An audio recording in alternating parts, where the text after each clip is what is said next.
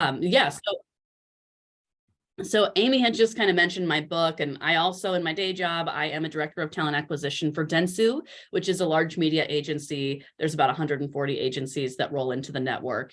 And I live in the friendly suburbs of Chicago, and I've been recruiting for about almost 10 years. And before that, I worked in marketing, and now I recruit for marketing roles. So I've got kind of both sides of the mirror is where my perspective comes from. But with that, I don't want to take so much time. We can just do some quick intros and then we'll get into the questions. So Katie, do you want to give a quick intro?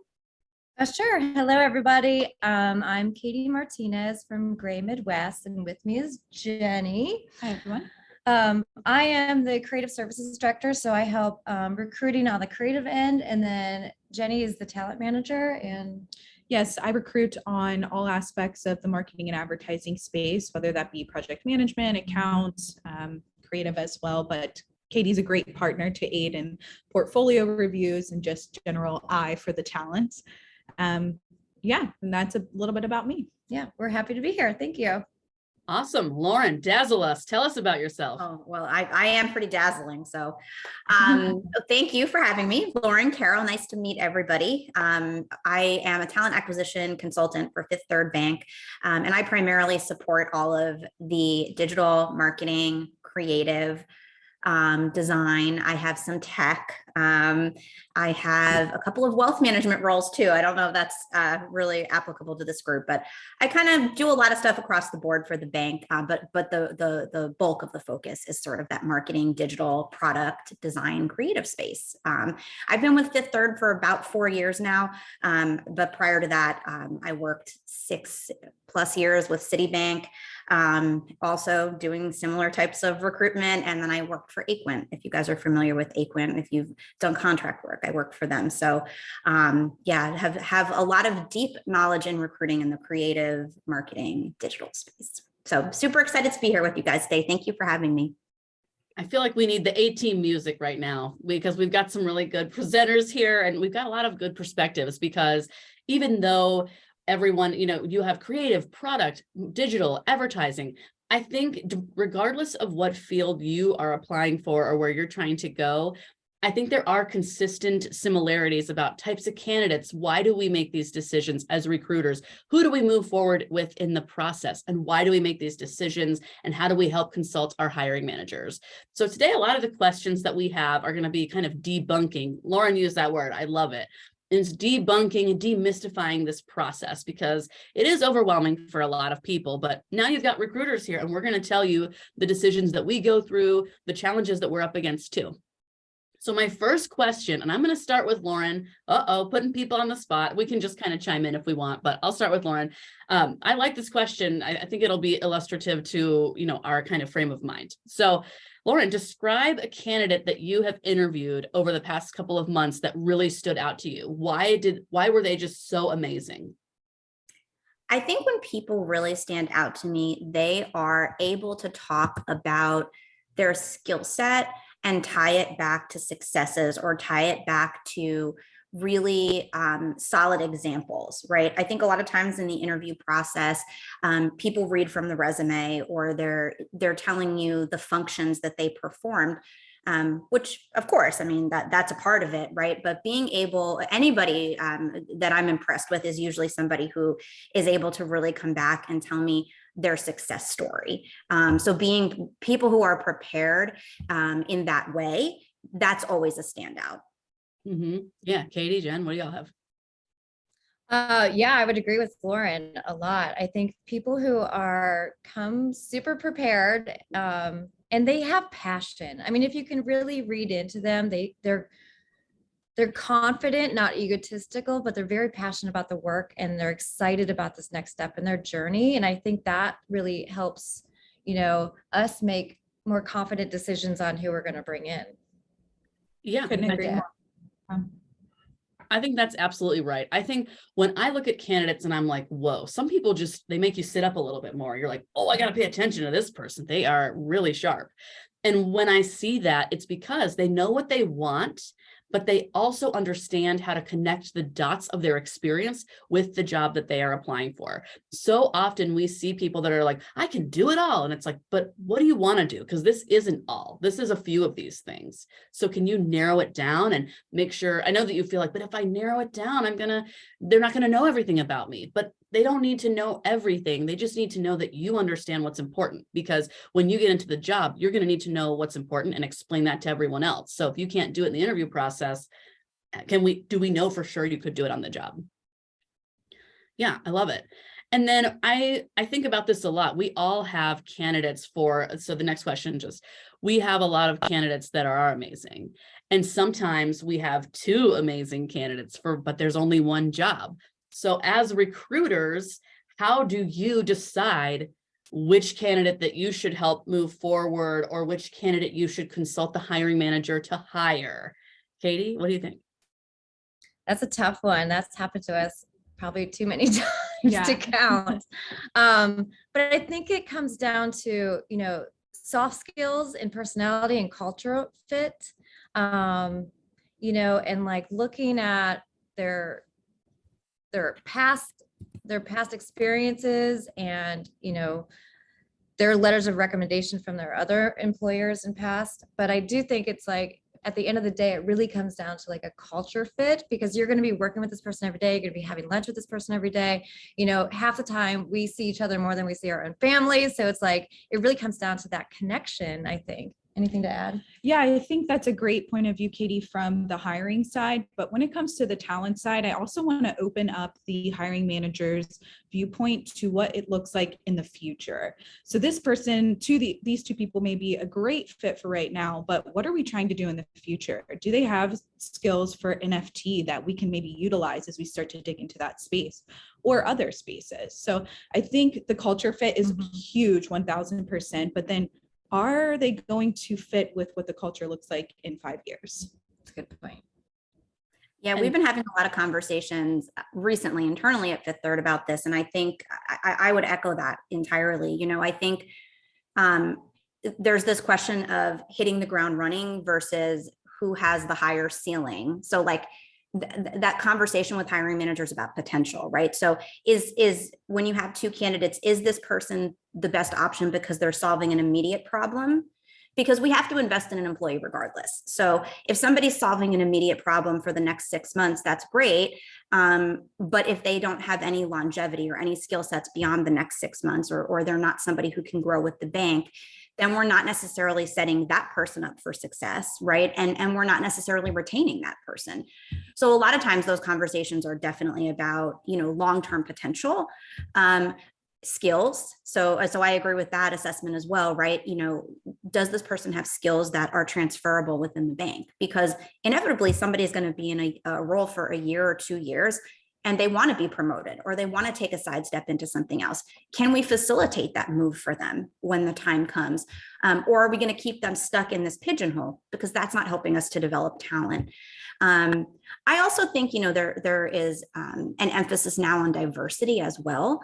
And I think having those tough conversations with my hiring managers has been a theme over these past, 3-4 years, truly. Like, are we going with the internal candidate every time because it's easier, right? Does this external person have great skills? Are they going to add diversity of thought or other aspects of diversity to the team, but we're shying away from it because it's harder? I have to teach this person the ropes. I have to help them build rapport.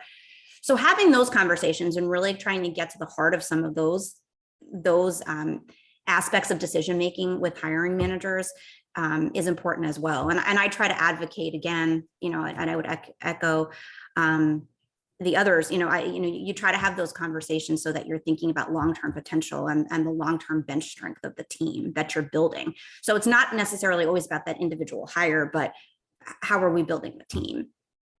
And you said a couple things I have a follow-up on. So Lauren, you mentioned potential. How, in an interview, how do you assess potential?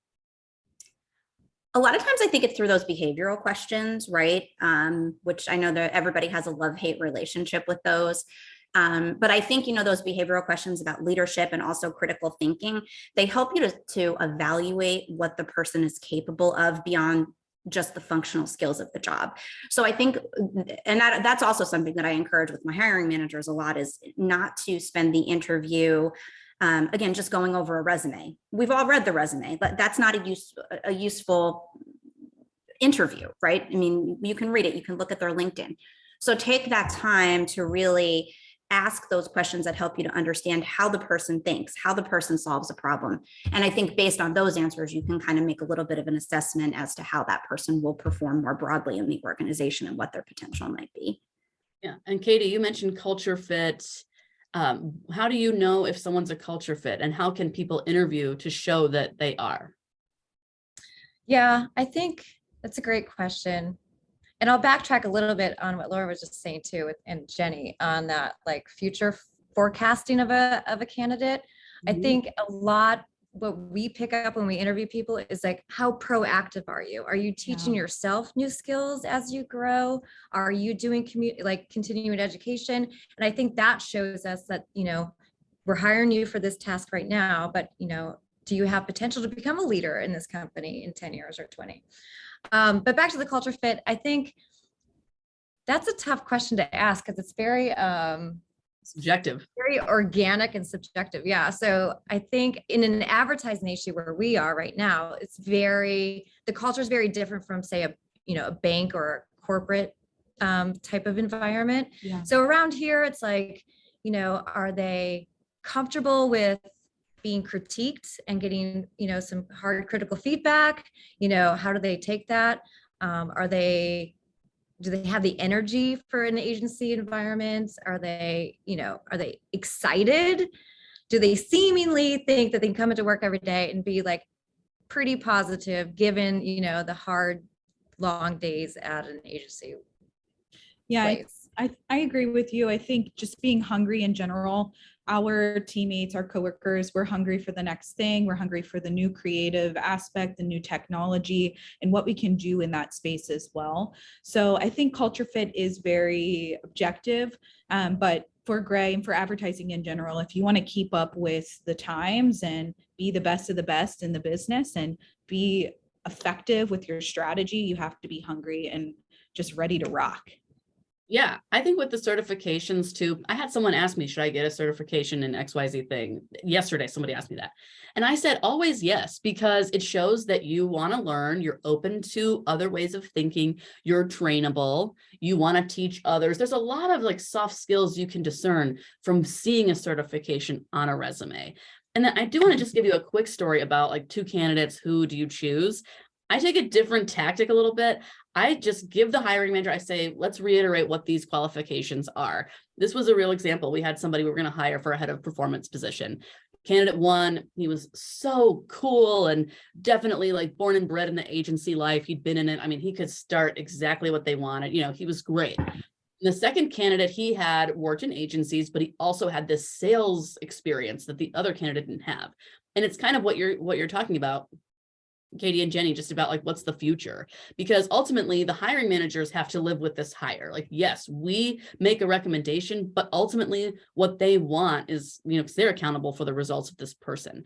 And so they ended up going with the guy that had the revenue experience because their revenue was lower and they needed to increase it. But of course, this other candidate, we call it like a silver medalist, basically, we loved him and we tried to fit him somewhere else in the company, because just because you get second place, that doesn't mean that you are second in life. Like, it just means, it's kind of like if you're an actor and you're doing a casting call, it's like you weren't right for that role, but that doesn't mean literally that role. It doesn't mean that you're less than or anything like that. So anyways, all that to say, I wanted to talk about that. When we have a really strong second, you know, my goal is always to add that person to our pipeline and keep them in mind for other things. So absolutely.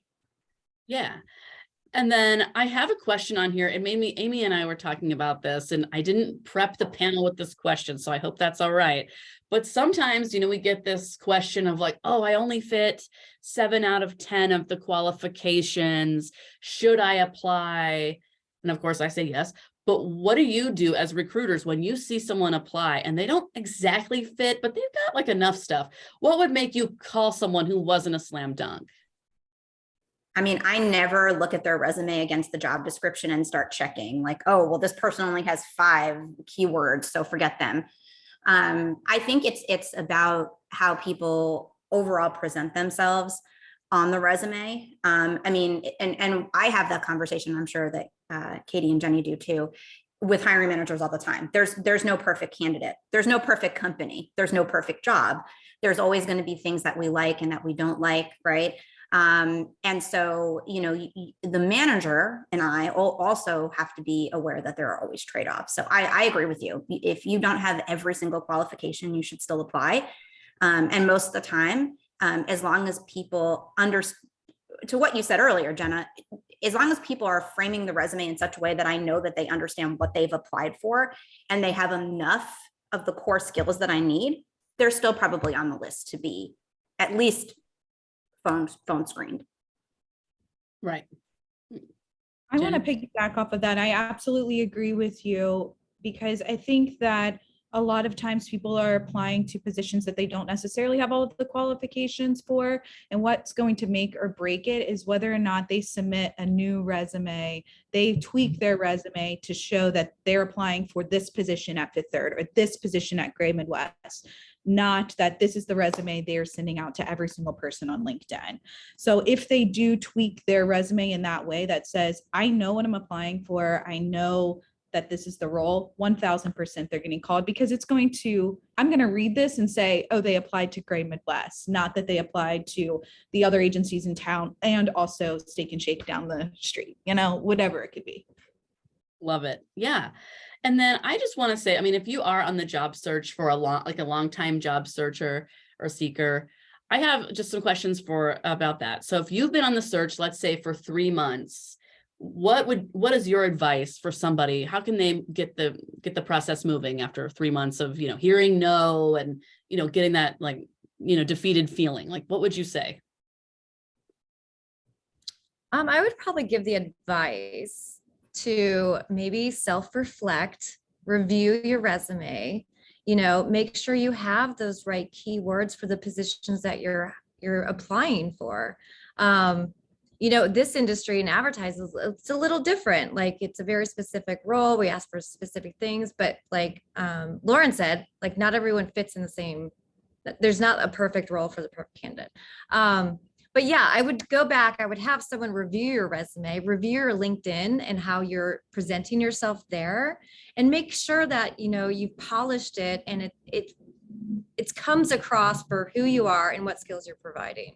Because I think sometimes we just have all these past experiences and we just jot them all down. But what's the story and the narrative that you're telling now for your next phase in life, right? Yeah. Yeah, and I would add to that. I mean, I think a lot of times when that happens to people, a lot of times it's individuals who are trying to make a career change, right?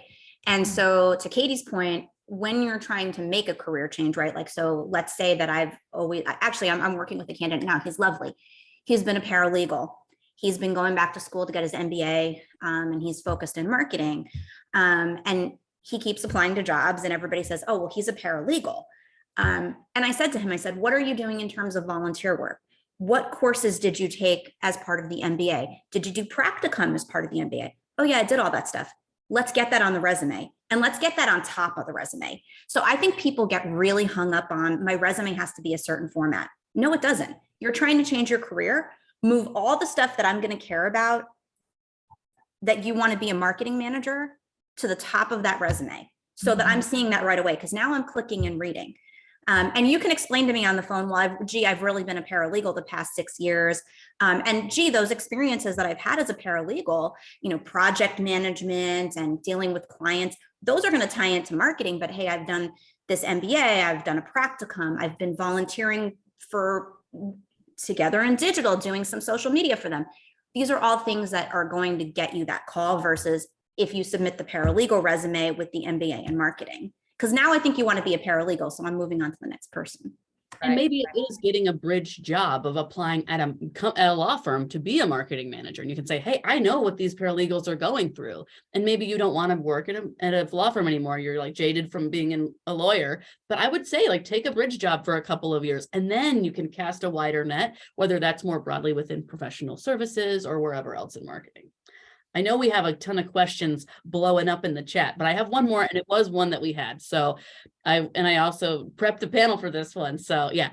Okay. So the question is, applicant tracking systems, is a robot reading my resume? What can you say to dispel or confirm this rumor? So for us at Fifth Third, everything comes through to me in Workday. So, you know, we have a CRM that's attached to Workday, and that does tickle the resumes for me and can tell me like who the top picks are, but I can still see everything. So it's not, the system, at least for us, is not auto rejecting anybody. The only time people are auto rejected by the system is if they answer certain questions, right? So there's a question on our application that says, are you 18 or older? And I can't tell you how many times people don't read that question and they write no, and they get auto rejected. And then they say, how come I was auto rejected? Well, you said that you were under 18. Oh, I'm 52 years old. Well, you need to go back and answer that question differently. But yeah, I think there's a misconception that the ATS is auto rejecting people. I mean, at least for me, everybody still comes through, and I do need to manually, what we use the word disposition. I don't know if you guys use that. You do. Yep. Yeah. Yes, I think that's absolutely the same for us, Lauren. We do have those pre-rec or pre-screen questions that ask, are you able to work on site? But even then, we don't auto reject there. We just like to ask those questions, and then the top candidates, the ones that answered our preferred way, will go to the top of the list. But I still have to go in and craft a auto reject or rejection letter, or declination, as we like to call them. I don't like to use reject, declination letter, to everyone who's applied to the position. I think where that misconception comes from is, I don't know, it started floating around the internet that you have to change your resume to look exactly like the job description. Otherwise, the ATS won't see the same verbs and blah, blah, blah. It's not the case. We want the resume to reflect who you are. It does help to put some of the actionable verbs in there that say, I strategize for blah, blah, blah. But I think in reality, there's real people looking at these resumes at the end of the day. And we're really just, we want everyone to get hired, but we also want to find that perfect candidate. Perfect candidate. I agree with that. I think the keywords help us to move you to the top of the pile for sure. And the other thing that keywords help with for me, and I don't know, everybody has different ATS systems, but I can extend my search within Workday. So I can, let's say you didn't apply to my job, and I don't like the applications that have come in for my job. Now I can kind of manually search the whole database within Workday. And that's where those keywords come in really handy, because if you applied 2 years ago, and let's say I'm looking for somebody who's used Canva, and you had that on your resume 2 years ago, that's going to come up in my search. So I do think that adding keywords to your resume is important, but I fully agree. We're not necessarily eliminating you because you use the word coordinate and we use the word administrate. No. Right. Yeah. Exactly. Yes. I've used 3 different applicant tracking systems. There is no bot that's self-selecting people to be out of the process. We have to do it. Or, I mean, I have hundreds of applications. I literally go through every application. So just want to make sure everybody knows there is a human reading the applications. Sometimes though, if you've applied kind of later in the process, I would always advise people to apply as early as possible, because sometimes we get people 10 days in, we've got interviews set up, and they just pick somebody who was one of those people. And then you did apply, but you never heard back because we already hired some of the first wave of candidates. So I know we are coming up on time, and Amy, if you want to go through some of the questions that we're getting. We have some really good ones in here. Could you all just really quickly, because I want to get to a couple of them here. Can you speak for a moment to the take-home assignments? We've heard mixed feelings from candidates about this, and Together Digital, and also from our person that's asking the question here. What are recruiters and hiring managers really looking for here? And what are alternatives to accomplishing this in a less controversial way, if possible? We do not ask candidates to do any take-home work. I mean, I have a design background, and that would be like classified as like spec work. And I think like we should be good interviewers and review their portfolios and their past experiences well enough to make a judgment call without having them do like extra work. Agreed. So we do it sometimes at Fifth Third for certain roles. One role that comes to mind is when we hire like corporate strategy type folks or venture capital type folks. A lot of times what they're trying to gather in those take-home assignments is that person's ability to research, that person's ability to then present on their research, and that person's ability to use, again, those critical thinking skills. So how are you tying life experiences that you have into a presentation that we ask you to make? I personally don't love take-home assignments. So I fully agree with you, Katie. I would not ask a designer to do a take-home assignment. You're already presenting us with a portfolio. I don't think it's appropriate to use them to assess on things that you can't quantify. And I know our legal department here at Fifth Third has been really clear about that.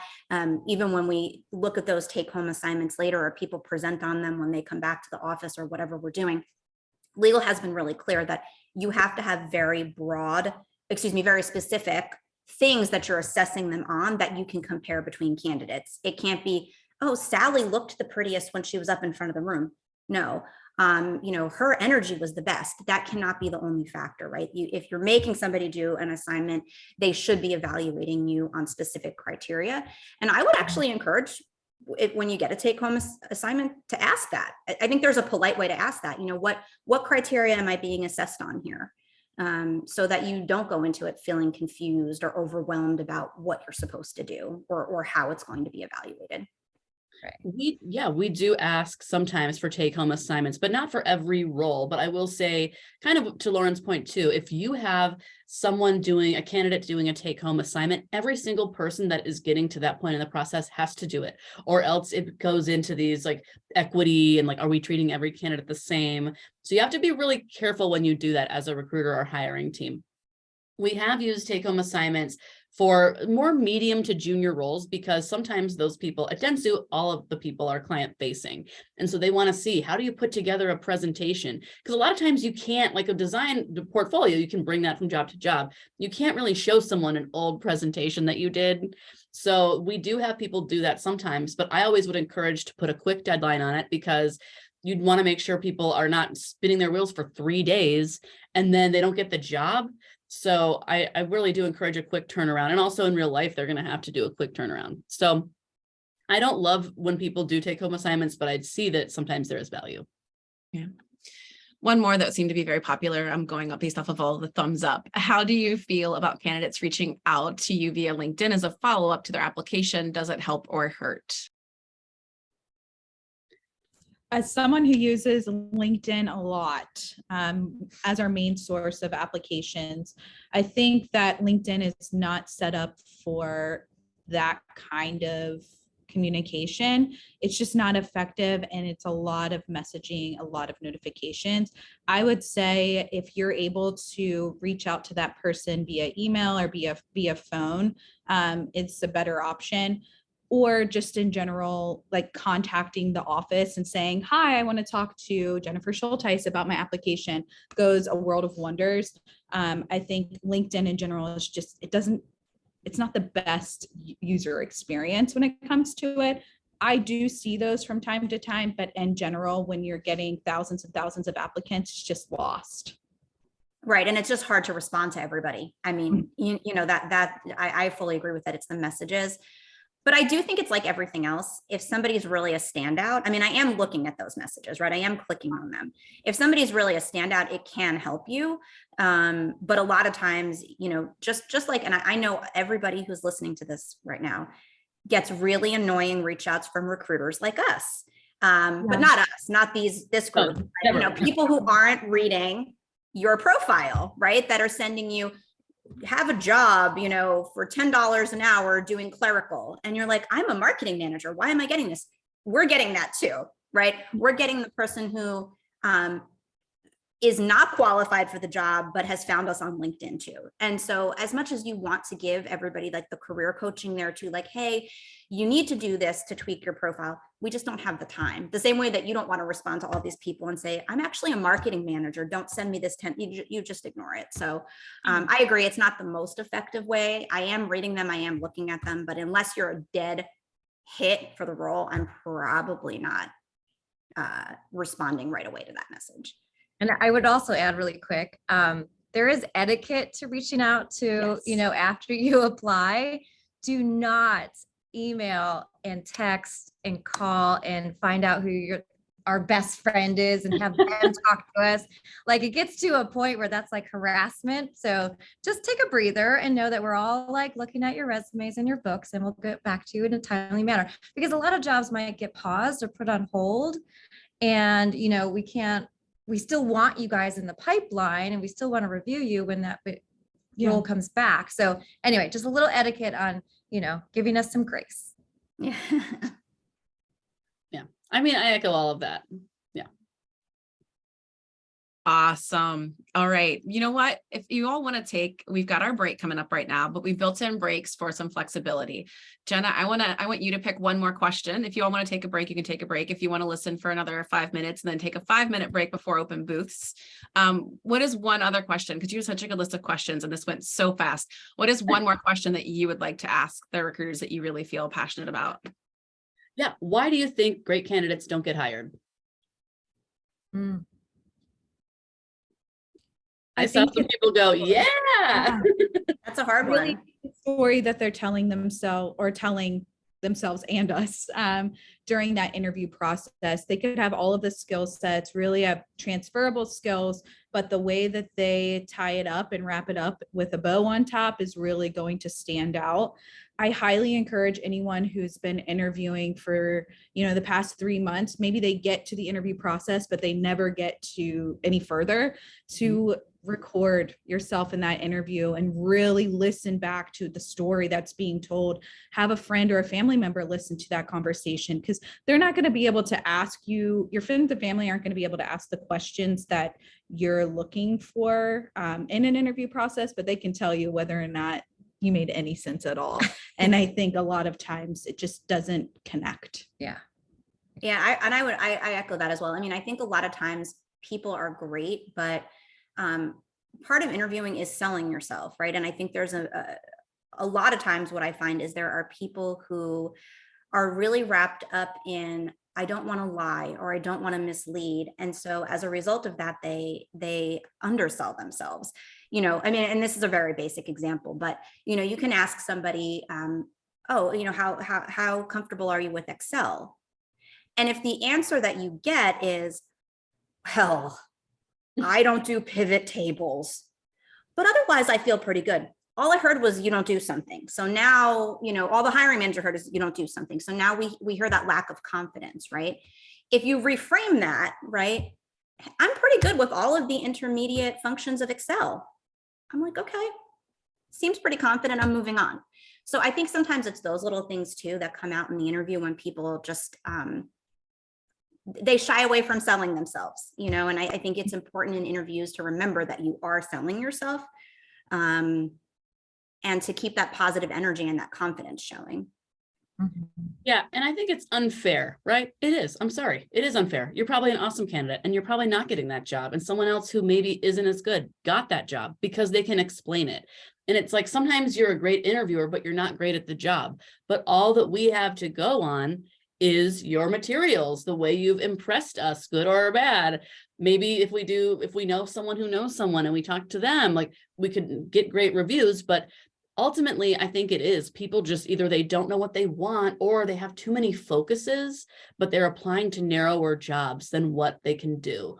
Or they say all the things they can do, but not the things that are needed for the job. So it's like, I bet this person could come in, slam dunk it. But if they can't explain the connections, then, I mean, I'm immediately thinking all of the things that you're doing wrong in an interview, you're going to do wrong on the job. Right or wrong, that is what I am assessing on. And I think it's also sometimes the way that people come across in terms of questions that they're asking. And I hate to say that, but there is a lot of psychology in hiring, right? And how people kind of perceive the questions that you're asking. So, like, for example, money is important, but if you seem demanding, that turns hiring managers off, right? So there are, and this is a whole other conversation, but there are negotiation tactics that are better than others. There's also, I think, how do I want to explain this? I think, in a lot of jobs, for example, when I'm hiring things that are product related, a lot of times we're dealing with new technology. So you have to be comfortable with ambiguity.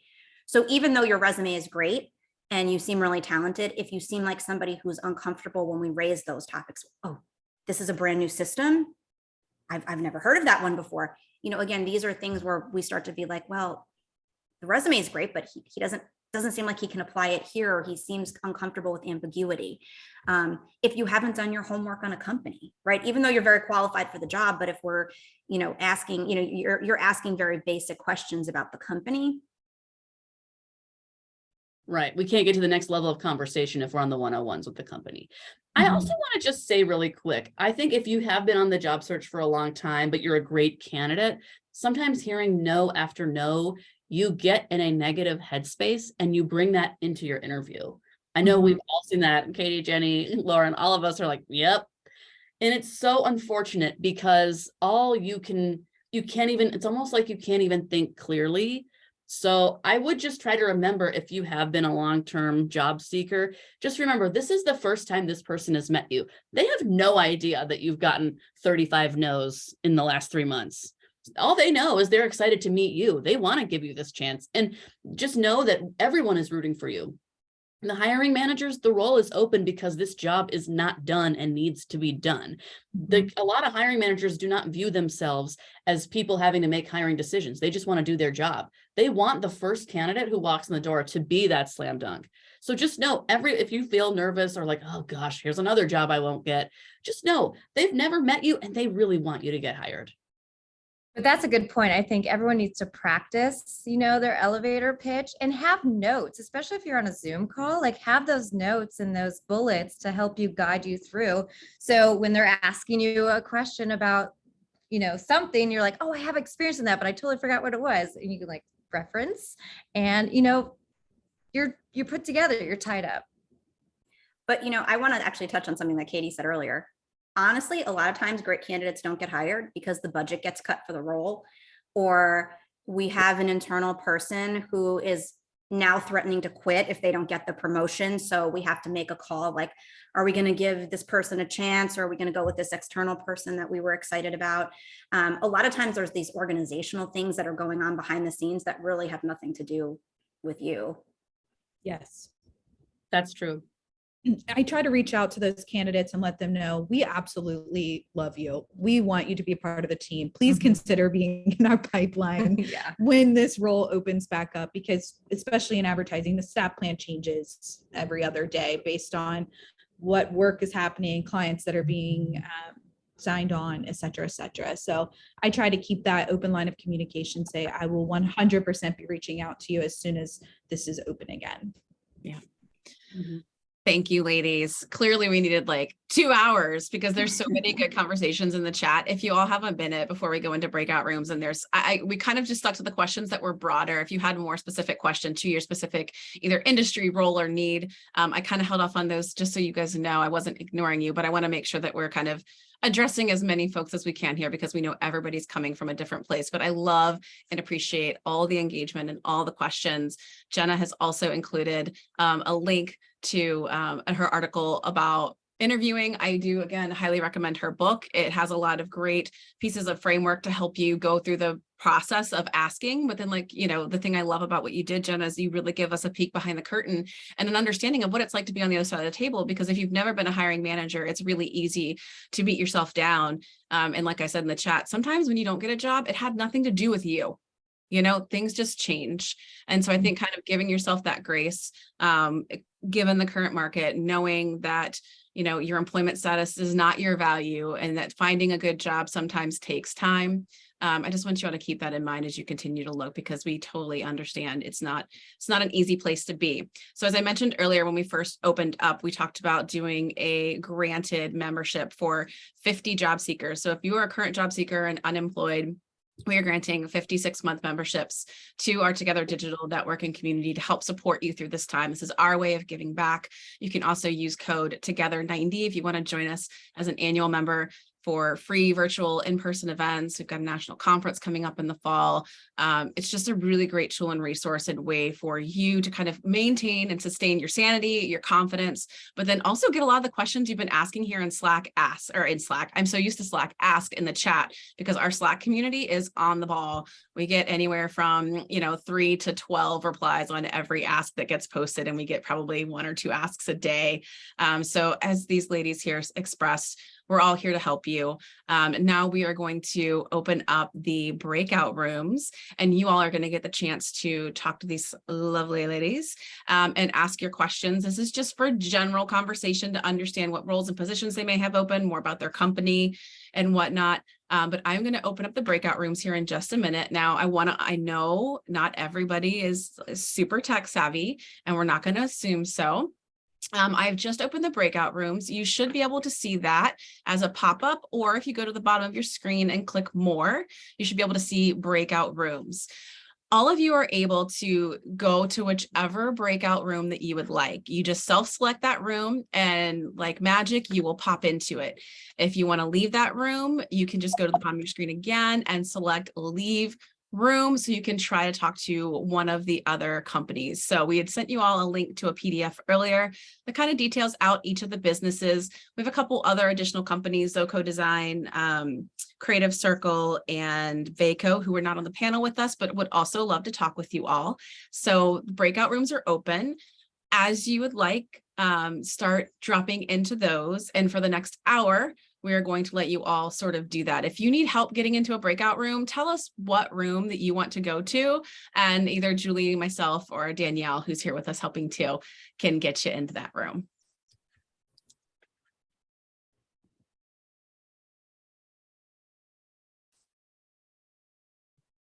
And actually, if you want to hang here and talk to Jenna, you can. Jenna, I'm just going to keep you here with me. Is that okay? Perfect. Since you can hang longer? Okay. Yeah, that's great. And I just want to do a quick plug for the book that Amy was talking about. If you want to get it, it's on Amazon. You can get the hard copy, or if you like to e-read, you can get the Kindle. So just check it out. Interview Like a Pro by Jenna Kimball. You'll find it on Amazon. It's a great book. It's a good read. All right, guys, enjoy your chats. If you've got questions for Jenna, feel free to jump in and ask whatever you'd like. You can come off of mute. You can put it in the chat. Oh, Can I come off of mute? Please, Can I yeah. ask a question? Okay. I really don't understand the difference between like a hiring manager, a recruiter. I don't understand how that all kind of works. So I think you're probably one of the best people to just ask that. Can you just give me, I don't even know what to ask, what I don't know. So if you can just explain that. Yes, great. So, okay, so I'm a recruiter, and that means that I work with hiring managers to find the right people for their jobs. So a Dentsu is a huge company. So some smaller companies, the recruiter is also the hiring manager sometimes, but most of the time not the case. So usually the recruiter is the first kind of not line of defense, but like first step in the process. So if you apply for a job, a recruiter is reading your application. A recruiter may proactively reach out to you. And then from there, you would have a first kind of screen. And then if everything goes well and you want to move forward, then you would talk to the hiring manager. That's the people you'd actually be working with, like the team you would be hired for.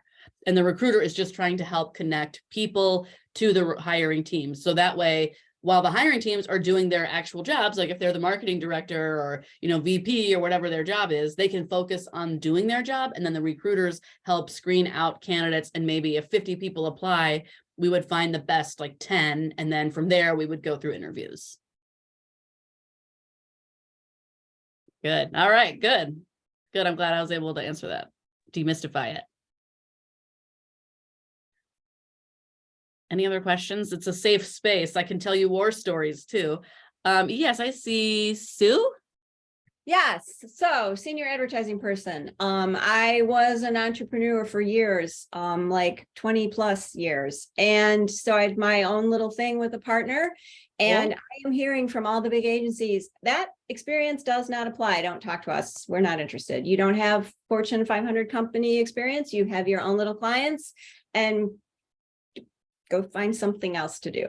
And it's so I'm kind of at a loss. I would love to get back into the agency world, or I would love to get back into, working. Now there's a ton of great in-house, in-house places, working, at a company. But again, it's like, okay, you don't have Fortune 500 clients. I didn't work for Ford. I mean, I did 100 million years ago, but I don't have that in my book anymore. And it's kind of like, okay, well, how does this not apply? I spent years working for myself, working directly with clients.